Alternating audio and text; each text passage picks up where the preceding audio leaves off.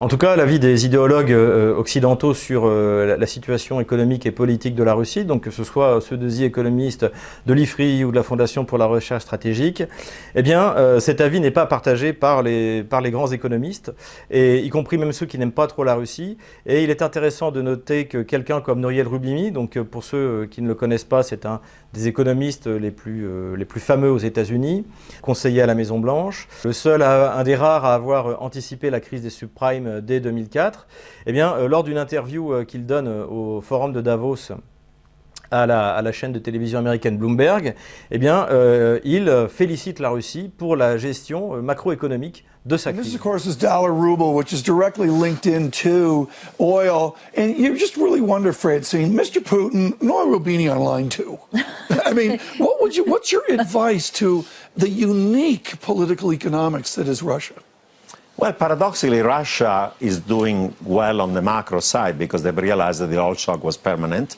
They've reduced their budget deficit. They've gone from a trade deficit to a trade surplus. So they've adjusted the currency. That helps them on the export side. So they're prepared for oil prices being lower. Thinking about Saudi Arabia, it was pretended this shock is only transitory rather than permanent. They've been financing completely by running large current account deficits, and large fiscal deficit is not justifiable. So, yeah, the fall in oil prices right now is hurting further the ruble, and it's going to go lower, but eventually it's going to go higher, the oil price. And I would say from a macro point of view, actually, Russia is okay. It's running a large... J'ajouterais que la critique de la situation économique de la Russie par les médias français ou les idéologues comme Thomas Gomard, eh bien, repose aussi sur un présupposé que la baisse de la monnaie est une mauvaise chose pour l'économie russe.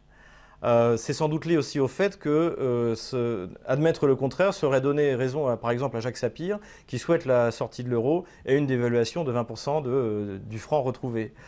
Première étape, l'euro éclate. D'accord. Deuxième étape, on décide de dévaluer. Le scénario médian que nous avons étudié est un scénario où la France dévalue par rapport au niveau actuel de l'euro de 25%, l'Italie de 30%, l'Espagne de 35%, le Portugal de 45%, la Grèce de 50%. L'Allemagne, elle, mécaniquement, se trouve réévaluée d'environ 15%. Prenons le premier graphique, oui. C'est la compétitivité par rapport à l'indice des prix. Alors, sur lequel on va zoomer. Voilà. Alors, la courbe du bas, c'est l'Allemagne. D'accord. La courbe du haut, c'est la Grèce. Et la courbe du bas, c'est l'Allemagne. On n'est pas habitué à ce que l'Allemagne soit en bas. Normalement, elle est plutôt en haut. Si on en finit avec l'euro, tous les pays du Sud sont gagnants. Oui. Mais sont gagnants sur le plan de la compétitivité.